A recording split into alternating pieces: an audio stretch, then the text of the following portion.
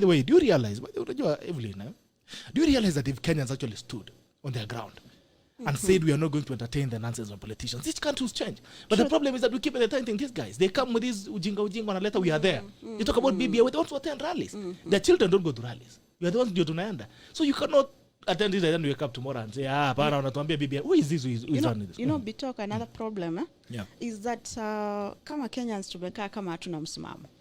Leo utapata Emily hapa anasema yeye hataki mambo ya BBI. Usiku nakuja naona na kitu kidogo, kesho naamka nikiiba wimbo mwingine. So the question here is that we do not have a stand? Is that we don't know what we want? Or is that we are ready to get into any train?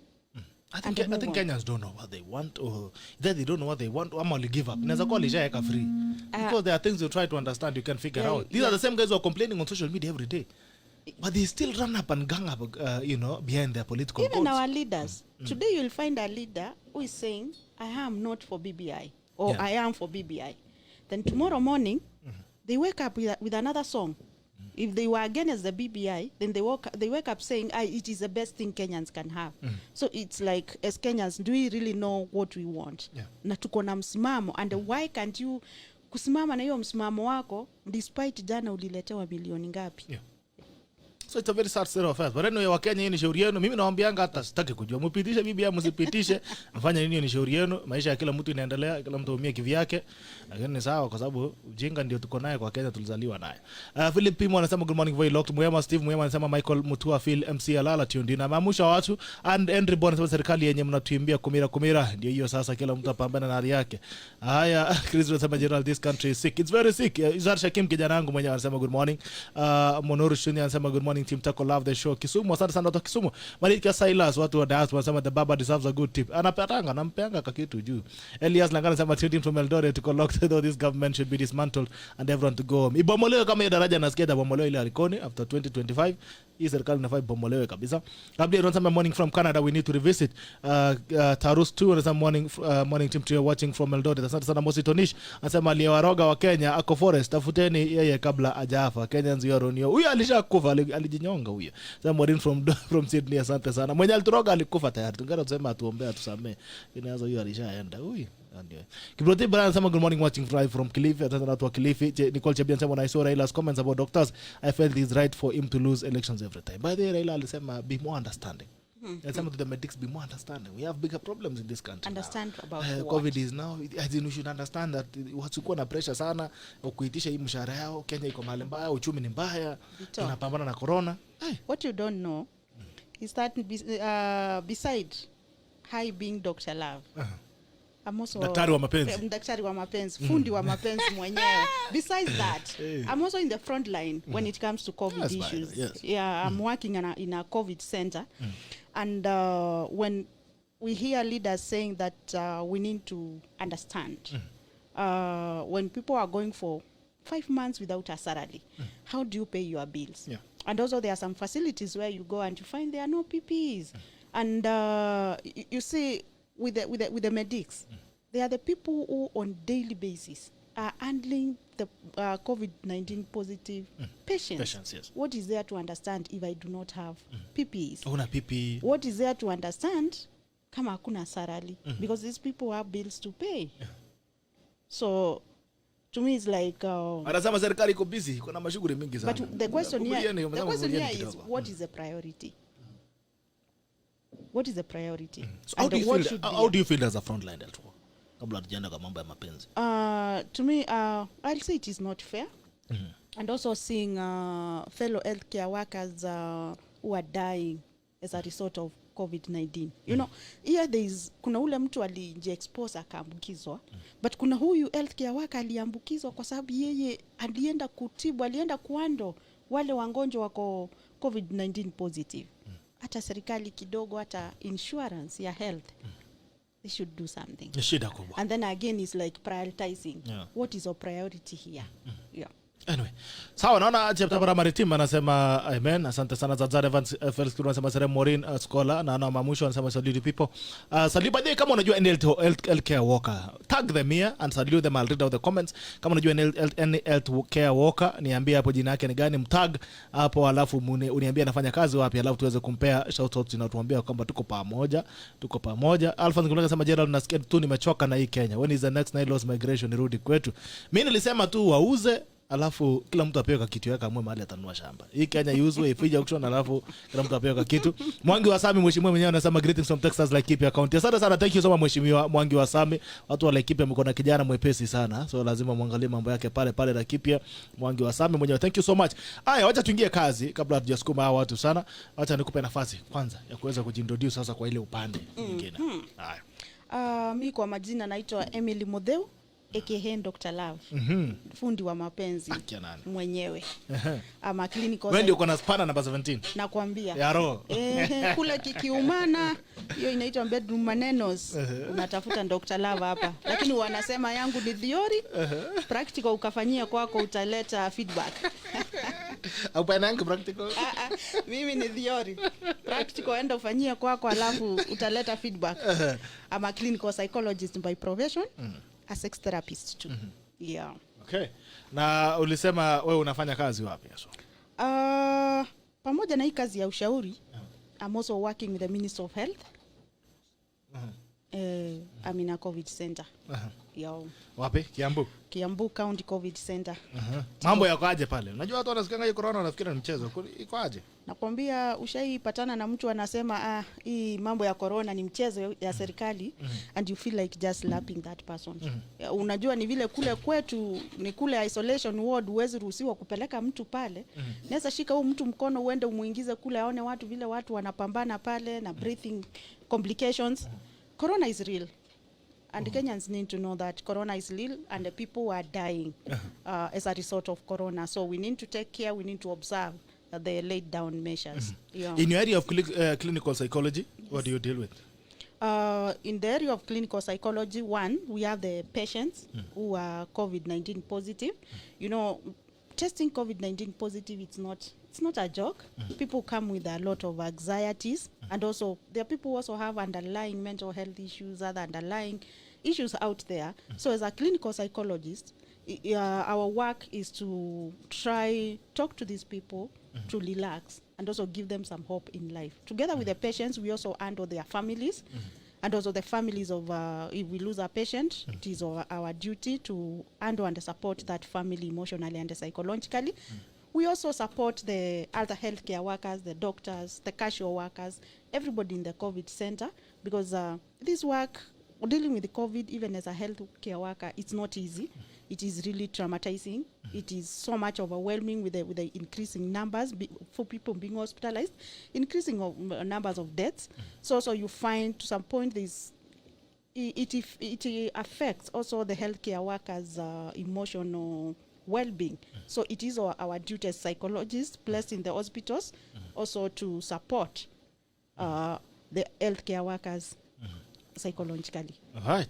Haya, so hivyo ndio unapatanga wagonjwa wako ni aina gani? Wale ambao wako na stress ya mambo ya akili nini. Haya Ojwang, Bwana Yesu asifiwe. Amen. Nasikia ulikuwa psychologist huko Amerika kabla hujafukuzwa, ama ulikuja peke yako?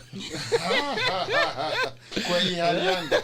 Ulikuja kwa hiari yako? Ukuja kwa ndege? No, I have a degree in psychology.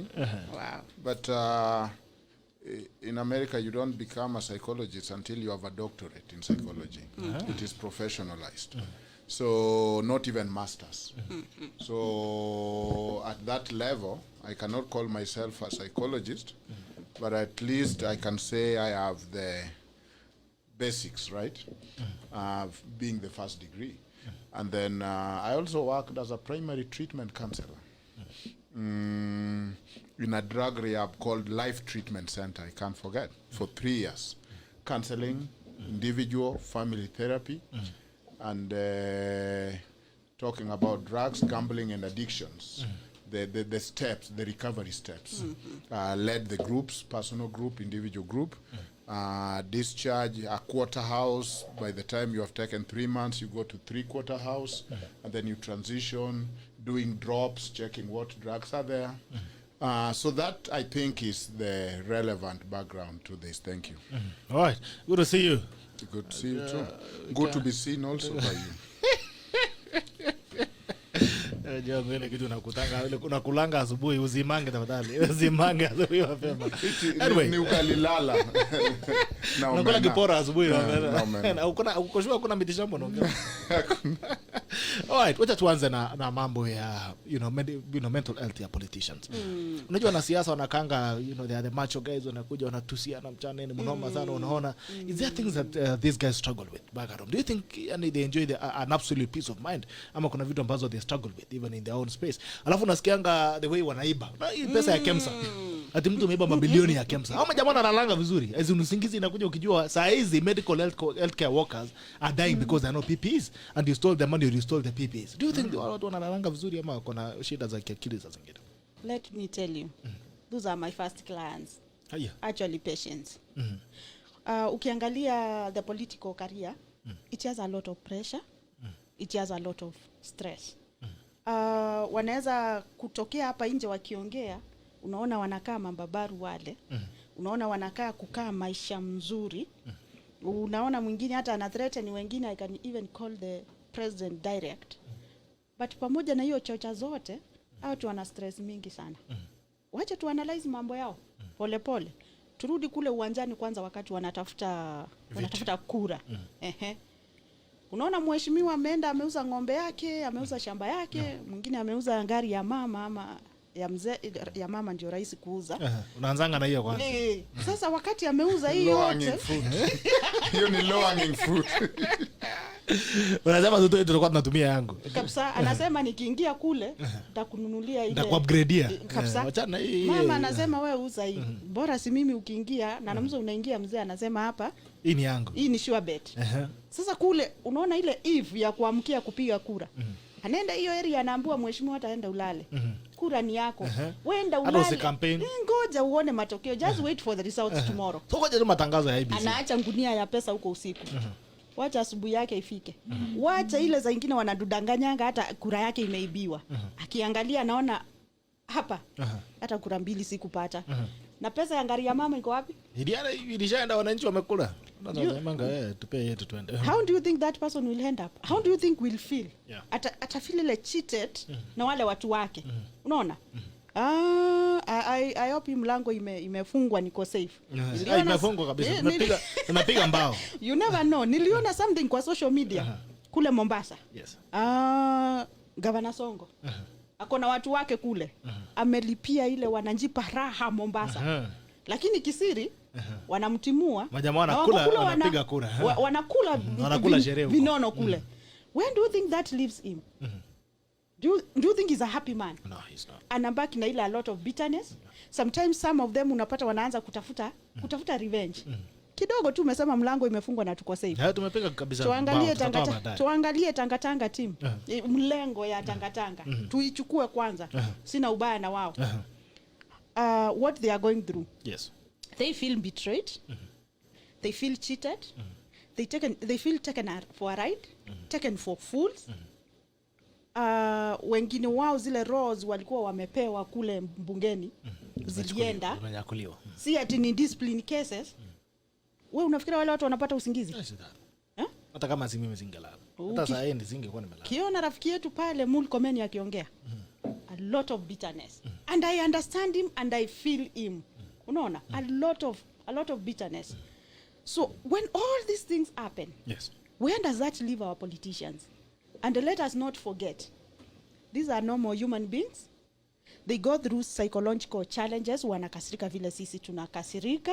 Na wakati hii mambo inaendelea kutendeka, siasa ya Kenya ni mbaya sana. Sisi tunakuwa kwa siasa from January to January. Tunaenda election. Tukisema wacha hii kitu tumalize, tupige kura, tushike mambo ingine. Hakuna siku tunashika mambo ingine. Immediately after the election, tunashika election nyingine. Tumeanza election nyingine, tumeanza si impeachment, mtu ameanza kukampeni sasa ya 10 years to come. So we are ever in that politicking mood. And it is very stressing to them. Umesema pesa wanaiba ya Kemsa na kule kwingine. Unafikiria hata mwenye anakula hiyo pesa saa ile inanguzwa na committees zimeanza kuketi chini. do you think wherever they are wanapata usingizi? Halali. And I want to ask our politicians, how many of you mtu anaweza sema anapata adequate sleep? Yes. Akienda kwa kitanda analala. Kuna mwenye akinjiegelea kwa kitanda, kwa kichwa yake ndani ni BBI. Asubuhi inafika BBI. Hanjapata usingizi. Mwingine anaenda kulala, kwa kichwa yake anapigana na mheshimiwa fulani. Kwa kichwa anatetesha His Excellency President. Asubuhi inafika. And the lack of sleep is one sign and a major sign of mental health issues. President mwenyewe huyo nitafutie yeye, because mimi na feel nataka tuketi tujadiliane hii mambo. Muuliza unasikia. Si ya BBI. Mimi hapo kwa BBI kuna changu. Ni hii mambo ya emotional wellness. Yeye mwenyewe alikimbia akatoroka social media platforms. Aliapa alisema mlinitusi sana. Unafikiria hiyo matusi ilikuwa inampa raha? Ilikuwa inaingia kwa roho. Angekuwa na enjoy, angekaa pale tuendelee. Tuendelee. Kwa nini yako niache hizo accounts ziendeshange? Anyway. Sasa unaona pale. So you can imagine, unapata these people are going through a lot. But because ya hiyo status ya society, hata anashindwa ataanzia wapi kwenda kutafuta ushauri wa counseling. Mheshimiwa unapata amefika kule kwa gate. Unajua watu wanakuaga kwa gari na driver. Kuna bodyguard. Sijui nani mwingine wanaenda naye. Badala ngoje security afungue gate, anasahau hao wako nao. Yeye anashuka anaenda kusaba coffee, ule mtu wako pale kwa gate. Mpaka watu wanashindwa, kwani mheshimiwa leo ni nini? Anaingia kwa ofisi tu, anarushia secretary maneno. Why? Usiku hana usingizi. They have no peace of mind. Wengi wanaenda into anxiety attacks, depression attacks. And then again, being a politician, they always in the limelight. Yeah. Kila kitu yote wakidivorce, sisi tunawaona. Anjaribu kukatia mrembo ama akatiwe, tunawaangalia. Ama ameze vitu anamezanga siku hizi kujuzi. Sasa unakula miss system inakwama. Unajua hiyo vitu ingekuwa imemezwa na mbitoka, hata hii maneno ingekuwa mingi. Ingekuwa imeisha. Lakini watu wangenimaliza. Wanamtafutanga sana. Lakini sasa kama nimesema tu nimezanga bana tu. Mbona hiyo kitu siwezi jaribu. Hata swali ni kwa nini wameze? Sasa hiyo wanione. Unaona huyo ni patient wangu. Mbona ameze hii kitu? So you see what they go through. It gives them a lot of pressure and a lot of stress. But sasa kwa sababu ile kunjificha ya hiyo status yao, unapata they don't seek for counseling services, for emotional support services. But they are going through a lot. Yeah. A lot. Tuangalie mzee wetu. Mzee wetu sijui anaitwa nani? Baba. Baba Bodbeck. Jina ndio hiyo. Baba na hii BBI, nataka kuuliza baba. Yeye anapata usingizi? Na hii BBI akimagine hizo signatures zimetosha asijatosha. Nasikia analalanga kwa kiti mchana. Labda usingizi yake ni ya mchana. Kwa sababu siku hiyo usingizi haikuti. Anahesabu kura. Na sasa ile amelalala hiyo. Anahesabu signatures.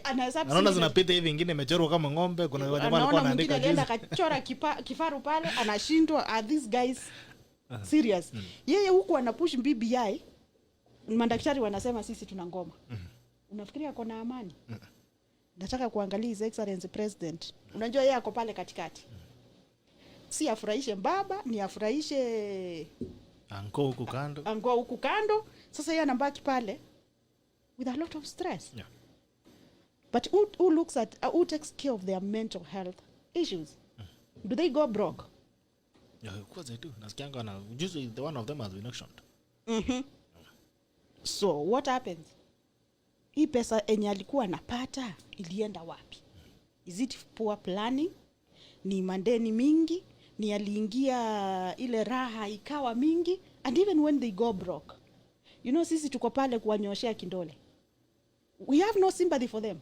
And they talk to any Kenyan, atakwambia wachana na wao politicians. Hao wametuchokesha, wachana na wao. Hii shida tunapitia is because of politicians. Which as a Kenyan I'll say, partly yes. But now when it comes to as a clinical psychologist, I look at what is that giving you displaced and sleepless nights. So it is a high time that even the politicians, together with the pride, together with the social status, they also need to start taking care of your mental well. And seeking medical and psychological help. Yes. Ojwang, what are your thoughts on this? On what were you hearing? Issues of politicians. No, I'm not interested in discussing mental health of politicians.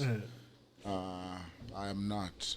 Because those are antisocial behaviors. This is somebody who have pleasure in pain of others, or poor coping mechanism. So of course they come with all different temperament like anybody else.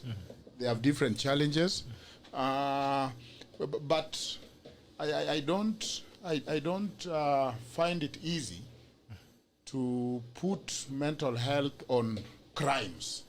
So if you, as a lawyer also, so I'm conflicted. Those are, of course, they do mental evaluation before you are charged, right? Yeah. You can also plead a defense of mental insanity. So I'm able to look at them from that perspective, but not mental wellness in general. I think you look at them as a case. I feel that will be excusing some of the anti-behaviors or antisocial behaviors. So if they are struggling, seek help. They have insurance. Because I have to argue this thing within a context.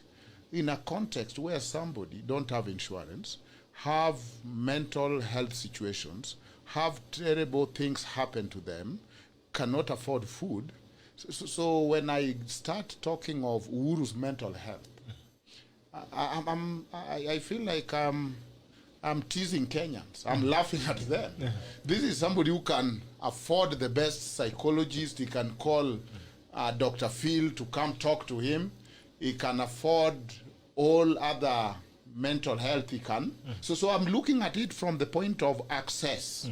And I cannot transfer the empathy I have for the Mathare person or Kibera person to a politician. So maybe with that, let me say I'm not... do you think these guys are happy? I mean, the way they come here, they look, they want to show us. They want to show us a face. That's a theological question. That is a theological question. Happiness is really not a scientific thing. Though we can talk of some things that we could see. But happiness, then you can, if you talk to a Christian, you'll talk of true happiness. What is that? So that is a moving target.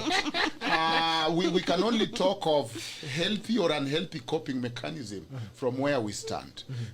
Whether they are happy, I mean... In fact, you don't want them happy. No. I wish they are happy, but I don't know, because if taking Kemsa money make you happy, then at least you can buy some happiness. Yeah, who am I to tell you that they are not happy? There is one time, and I like this guy. There's one time we were discussing in our congregation. These rich people, they're really not sleeping. You are poor. Even if you take Panadol, you are well. Them, they have to go abroad. They're really struggling. They have anxiety. One rich person in the audience told us, those are lies you tell yourself as a poor person. I sleep very well. I'm happy. Money, I go buy things. I have balance. I have even better balance of life, happiness, and joy than you. So the assumption that the people who have money are more miserable might be poverty gospel. We don't know that. That they are not sleeping because they are worried about investigation.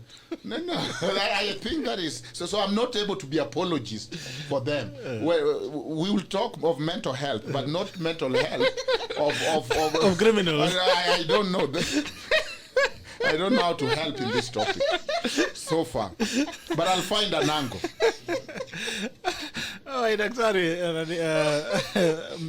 Emily, yes. Let's talk about celebrities. Let's talk about a lot of things. Your fame inakuja, unaona wengi, nimeona juzi kulikuwa na mwingine alikuwa anafanyiwa harambe pale Thika, anasema I think TPF. The fame came in, they were so excited about the fame and all those things, and suddenly these things are not there, and they run into depression. Real depression, someone maisha yake inaisha, inapotea kabisa, from limelight all the way mtu anaisha kwa zero. Look at least, for instance, they come out of the villages, they go and run, they win billions of money. They come home, they cannot be able to handle the fame and other things. They want to move around, maybe drinking with cars to exert the authority that now I have money, would have this and that, and then these things disappear.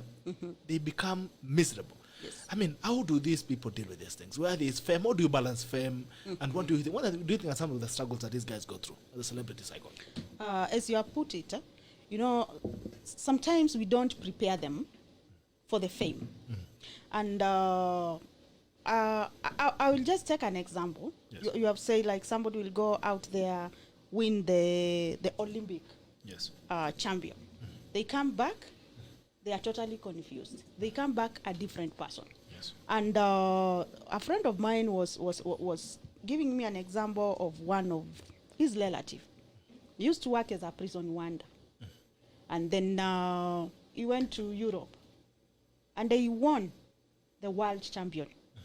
My question is, from that humble background of being a prison warder, a police officer, you find in the society people don't even recognize you. Or maybe your colleagues. Yes. You won't hear your name being mentioned in any television or in any radio. Mother kwa Rambea village. Hata kanisani labda hata hujaisalimiana. Then this person anapelekwa kule ng'ambo. Anaenda na win hiyo marathon. So they left here a nobody in the society. Yes. They are coming back here an international champion, a millionaire. So have you not confused that person? I'm not saying winning is bad. Yeah. But you find now when this shame and a lot of money just comes overnight, and they were not psychologically prepared for such. So you find for many, they come and they lose their identity. And now the championship, the celebrity name, it's what defines them. It's what they identify themselves with. You see, I lose who is Emily, and now start identifying myself. The famous Emily. As Dr. Love. And Dr. Love defines who I am. So I've lost my identity. Yeah. And I'm just a lost person. So I'll go with all the pleasures of Dr. Love and not Emily. You find some, if they had family, anarudi hapa anaangalia family anashindwa. Sasa hawa mafala nauliza na wao nini? You know, to them they feel I need to get a refined wife, I need to get a refined husband. And then again also fame as they climb up, they start distancing themselves from the friends they used to have. Yeah. From the social networks who were close to them. Because anaona hawa si watu wa level yangu, hawa si watu wa class yangu as they climb up. What they don't know, ile timu umeenda kupata pale juu. Yeah. They are only up there for business. We ukipata shida yako, hii kamati inakuanga ya mabiashara na deals. So when problem hits, you find they forgot about their social networks and the people who were close to them and know them well. So unapata ako pale juu, shida imeingia, marriage is breaking, wale wako kule juu anashinda na wao, hiyo ni watu wa deals, si watu wa kuongelelea mambo ya marriage. Financially they start going down, going broke, but up there you can't start telling those people you are broke, yeah, because pale ile cream ulienda kuchanganyikana nao pale ni ya biashara. And then again, kama ulipanda kule juu kaingino kila mtu, when do you even start asking for help? So you find if somebody is an athlete, they have lost their identity, they have lost who they are, and it is that celebrity now, that championship. Sasa hiyo kuwa footballer is what now defines them, and they get lost. And they struggle with it. Then another thing is when you look at how is financial management as this fame comes. And I think for those people who are leading these teams, whether athletes, whether artists, these are very important component. Financial planning and investment. Unajua ile pesa inakuja mara moja. Na sasa mtu saa hiyo anajua raha sasa. Yeah. Wacha niende Dubai, wacha niende wapi, wacha ninunue gari gani. By the end of the day, they don't invest any of it. So when they come down, unapata sasa mtu amerika ile level ya kuchangiwa. Hana chochote. So shame, guilt comes in. And some of them you find they even commit suicide. We have seen quite a number of artists committing suicide. We have seen quite a number of our athletes dying in circumstances of relationship complications and things you can't even understand. Because fame, if not well prepared, can take away your identity, and you become something else, even you yourself, you can't understand. Then this fame also comes with a lot of pressure, because there's the pressure from the fans. There's, if you is an artist, there's that your pressure, production, always conflicting with the managers. How psychologically are they well groomed for this? Because if that doesn't happen, then you find they sink into mental health issues. And when they start sinking them there, now tunaenda ile laini ya daktari hapa, alcohol, drugs and substance abuse. Anaingia huko na anapotelea huko completely, because the coping mechanism or the social networks who could have supported them waliacha kitambo. Yeah, they are not there. Yeah.